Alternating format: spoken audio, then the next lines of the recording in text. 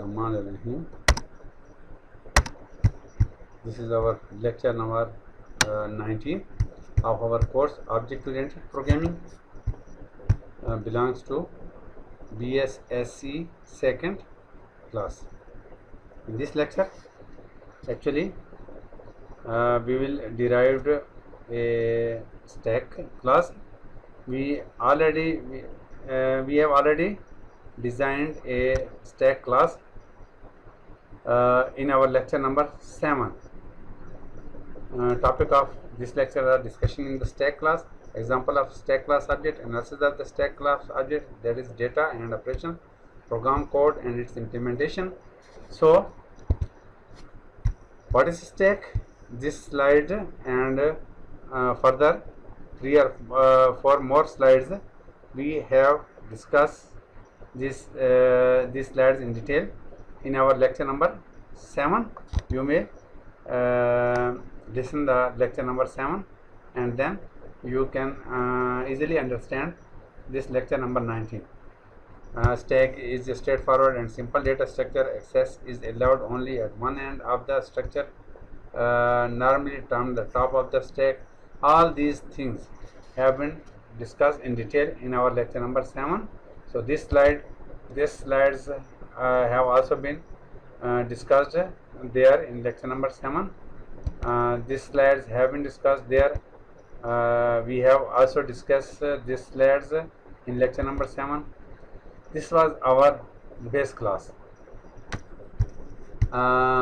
Stack as a base class taken from lecture number 7. We have already created a base class named stack in our lecture number 7, and these lines of code belong to that class. This class has an integer array. The value of max is 10. Here we will put 10. st of 10 data integer members. Array, this is the array of 10 integer locations, and int top is a variable. This top, it will store the index 0, 1, 2 up to 9 in its memory, and then it will indicate the corresponding index location of the array and it will work just like the top of the stack, where the stack has reached by inserting the data or pushing the data or copying the data from the stack. Stack, this is the constructor, and it will assign the -1 value to the top memory location of the object. This is the top memory location, and it will be initialized at -1. So stack will initialize this memory location when an object of stack class will be created. Void push, it will get a value in the num variable, and then it will increment the top from -1 to 0. 0 is the actual location of the array, and at this location the num value which will be passed to this push function will be stored at this location. And pop, it will delete the value from the stack.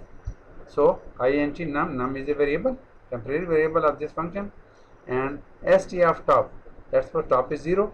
st of 0 location, from this location the value will be stored in the num variable, and then top will be decremented from 0 to -1, and it will become -1. -1 is the no index of this object, that is all the object has been deleted. Top will become -1 and then return num. Num has the data from the stack. The deleted data of the stack is stored in num, so that data will be returned from here. Num is integer and pop will return an integer value. There are 2 member functions and 1 constructor. This is the scenario of our old base class.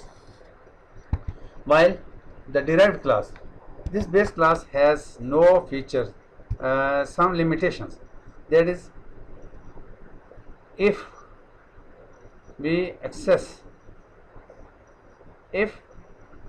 we increment the top plus plus, and it will exceeds the index, that is top 9, and then top become 10, and then top become 11, then it will not stop the user by inputting its data. Similarly, when we will delete the data from the stack, this function will not stop the user from -1. It will also delete the data from the -1 location, and similarly it will decrement -1 and it will become -2, and from -2 index location it will delete some garbage value, and it means the pop member functions also has limitation, and it is not instructing the user that is the stack is underflow. It is not instructing the user that is stack is full. When we insert the value at memory location STF9, then stack become full. So the function should not store the value at memory location STF10 and value of memory location STF11, because it has been full. So this push function should display a message, but this function is not displaying the message. This is the limitation. So we will adopt this class in our new class, and we will add new feature. That is, the new feature is a message. The function push function should display the message that is stack is full, and the pop function should display a message that stack has been empty and there is no more value in the stack, and it should not operate the further operation on the stack. So these are the limitation which does not exist in the old class, stack class. We put these features or these characteristics in our new derived class, and all other feature, that is inserting the data and deleting the data, we are taking from this base class. So you can see it here, dstack, a derived class inherited from already created stack class of lecture number 7. In our lecture number 7 we have created this stack class, publicly stack. This is base class.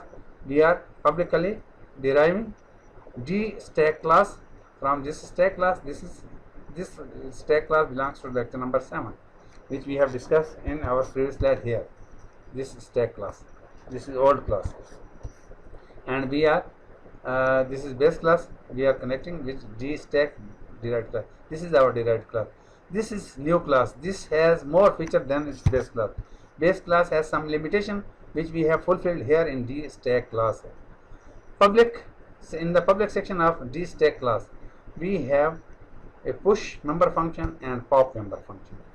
Because every stack, either derived or the base class stack, both have push and pop operation. In the push operation, it will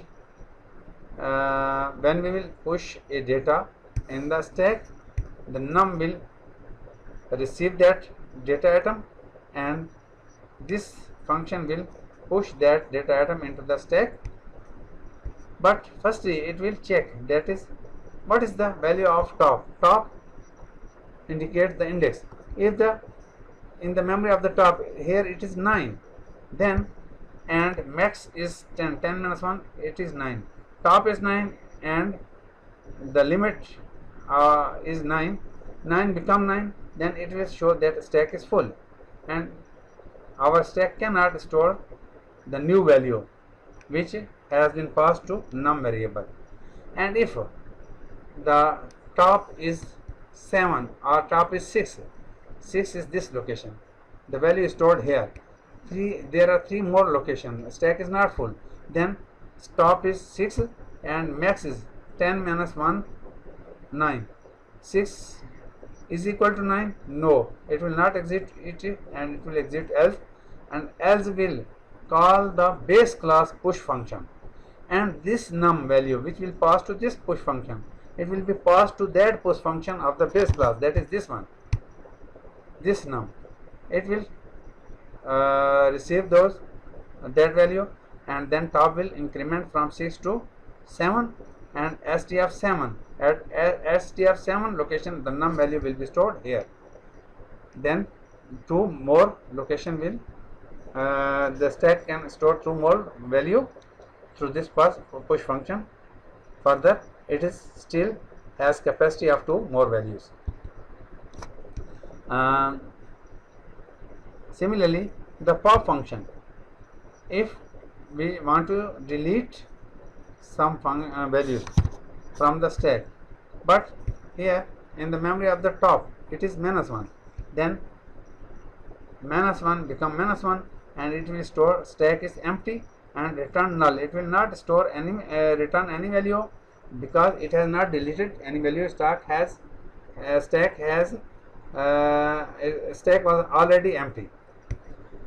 And if the top has value 2, let's suppose 2, then here is a value in the stack at memory index number 1, another value, and index number 0, another. There are 3 values in the stack, so stack can delete the value from the stack. The top is has index 2, it is indicating this memory location, so from this memory location the value can be deleted. Top is 2, 2 is not equal to -1, so this block will not execute and it will come to else. So pop of the base class stack, this is base class stack, pop will be activated. This base class pop, it will create a num variable, and STF2 memory location, the value will be stored at the num variable, and top will be decremented from 2 to 1. Now there are 2 more value in the stack. Previously there were 3 values. One has been deleted through this pop operation, and now there are 2 more value because top has decremented from 2 to 1. So at memory location 1 and at memory location 0 there are 2 values. Return num, because deleted value has been stored in num and num will return the value. So this pop function will return the value to this pop function, and here it will store in variable n. N is the local variable of this pop function, and value of n will be returned there. So this pop operation will manage and delete the value from the stack in a very decent manner, because it will show the message if the stack is empty, and it will be delete the value if there are some values in the stack. The top value will be deleted. This is the derived class scenario, and it is also accessing the base class push function and pop functions because it has been derived from the base class. And how this main program will work, here we have created derived class dstack object s1. S1 is the object of dstack, and s object, when s1 object will call the push function. This push function will belong to dstack class, and this pop function, when it will call the pop function, s1 will call the pop function. This pop function it belongs to the pop function of derived class dstack class, because dstack class contains the push and pop function. The base class also contains the push and pop function, but as object belongs to dstack, it will take the priority to its own class push and pop function. So it will call the push and pop function to its own class, and that those push and pop function of dstack class will call the base class push and pop functions internally. This scenario we have already discussed in our lecture number 7. Remaining operations are the same as we have discussed in lecture number 7. Here we have just managed some new features in our derived class, and we have connected this derived class with the old base class stack, and we have used the base class features as well as the derived class features. So this main program object S1 will use the feature of the both derived class as well as the feature of the base class. That is, now the S1 has the capability to show the message of a message whenever the object whenever the stack is full, and will display the message during deletion whenever the our stack is empty. This scenario, this manipulation has been the implementation of the main program can be seen here. When S1 push 11, this first statement, S1 push 11, this will execute. What will happen here? Void push int var 11 will be stored in var variable, and this var variable will call this this scenario, and st of plus plus top, and similarly all operation of our lecture number, the remaining all operations belongs are similar to the lecture number 7. So the new thing was that how we have created the derived class and connected with the base class, and how we have incorporated the new feature in our derived classes. These were the main points of our this lecture number 19. The remaining points are same as that of lecture number 7. So if someone want to understand these features, then he can first listen the lecture number 7, and all these slides have been discussed there. This was the end of lecture number 19. Allah Hafiz.